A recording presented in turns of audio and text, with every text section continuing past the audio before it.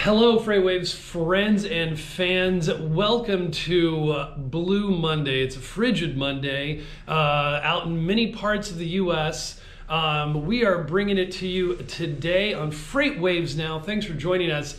We're it's just going to be me today and, well, the wonderful Wizard of Croz, which, that's enough for anybody. Absolutely. And today we are talking a little weather. I am here.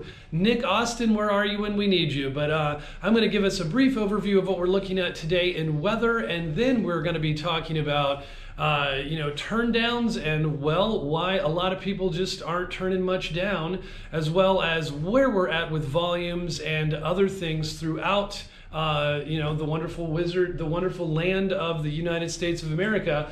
We had frigid temperatures in the Northeast over, as predicted so astutely by our chief meteorologist.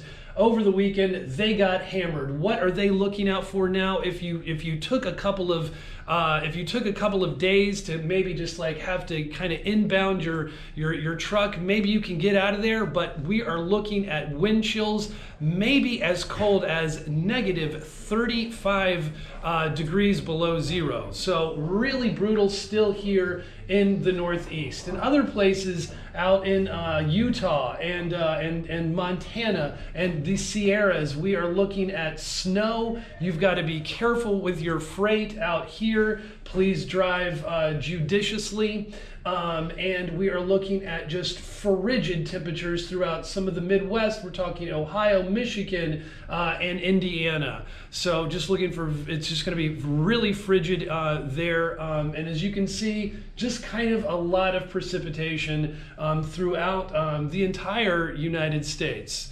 So that's your weather update as best as I can bring it for you. And of course, we clearly are missing Nick Austin right now. But we are accompanied by one stalwart market expert in the form of the wonderful Wizard of Croz. Hello, Chad, again. Great job on the weather. That's a lot of big words for the people at home, but I mean, you really did a great job. I think the best story here we haven't talked about yet. Okay. So, Chief Meteorologist Nick Austin, we got to give him a shout out.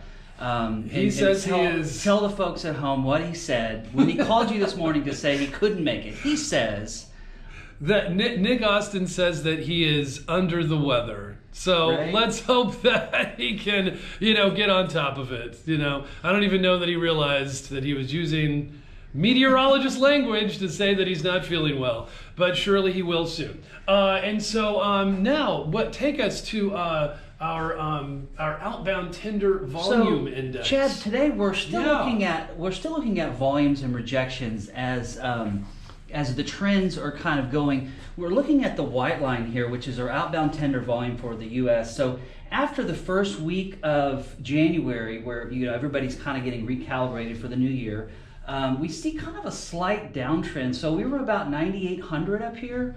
And although that is pretty strong relatively, we've kind of sunk down to about the 9,600 level. And this is for the entire U.S. The white line is for the entire OTVI for the entire U.S. Right. Cross compared with the OTRI. The OTRI. So here's your rejections. Okay. We saw a low point here last week, and it's been around the 8% level for almost an entire week. So this just suggests that historically low numbers. Very low. So this is an all-time low here.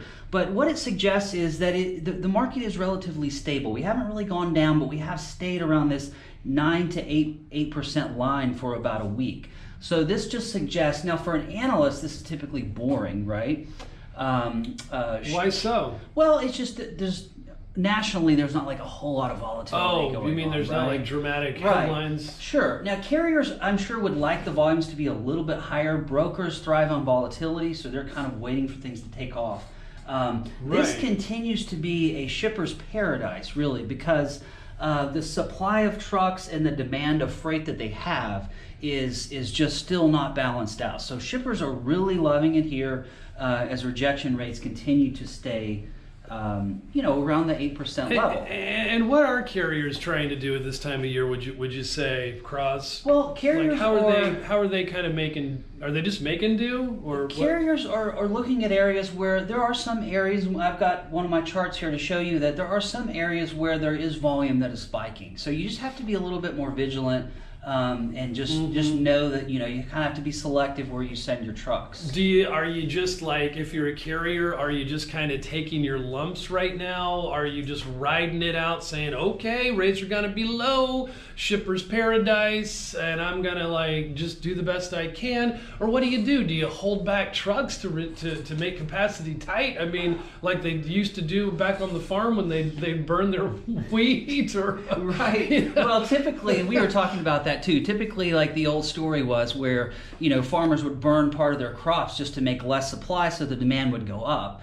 Obviously, for owner-operators and fleets, you're not going to go out and torch your trucks that you just got in. No, these are assets. Right, absolutely. So you just have to be selective about where you're sending and try to get a good backhaul. Today we're talking about Texas. So the white line here. Yeehaw! So the white line here is the tender rejections in Texas, and you can see how they've kind of trended down. And now we are at a low of about 5.3%. That's overall Texas. I've actually got the outbound tender rejections for Lubbock overlaid there just to kind of show you how, I guess. As Lubbock goes, so does Texas? Yes. Just the market is thin. So looking here, over here on the left side is the axis for Lubbock. So rejections going out of Lubbock are usually between 40 and 20%. And that's not because carriers don't want to reject freight coming out of Lubbock. It's because they never go there in the first place. Lubbock is typically, it's a smaller market. It's hard to get a load out. I would say so. As Texas goes, so does Lubbock. So see, other than the holiday spikes here, you can see that there, like the Dallas to Lubbock lane is kind of a cheap lane. Mm-hmm. But like we were mentioning with carriers, just to keep the trucks moving, they've obviously been accepting more loads into Lubbock.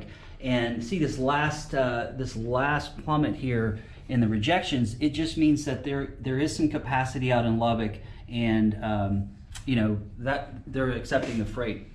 Yeah, they, with great alacrity, right? Because volumes, while up, are just not, there's not enough, right? And there's plentiful capacity. Right. And so far the song remains the same from last week, which is exciting to some analysts, right? Right. What do we got here, man? So here's San Diego. This is what I was mentioning earlier. If you're a carrier or a broker and you're vigilant, and hopefully you have sonar, right?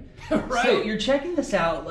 California's had a lot of activity where we've seen freights coming out of the port, they're going into warehouses, and now they're going to local markets, San Diego and San Francisco and Stockton. So the outbound tender volume in San Diego is actually taking a massive spike up, which is good. This is an area that if you're a carrier, you'd want to send your trucks. So you have a good opportunity to get a load coming back out.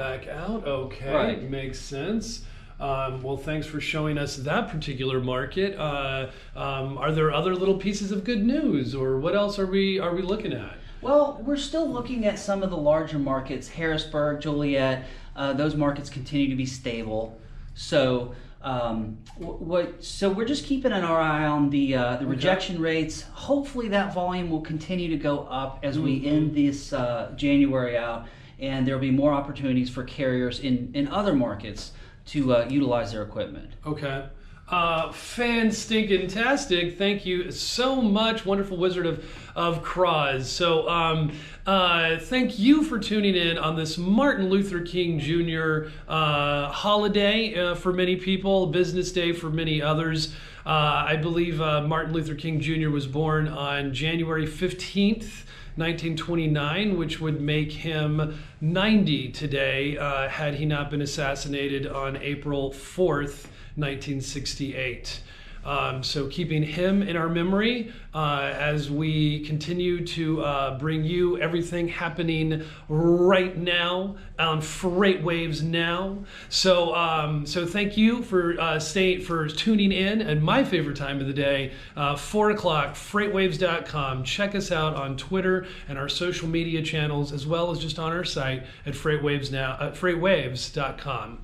Thanks for tuning in, and stay safe out there. And don't worry, be happy.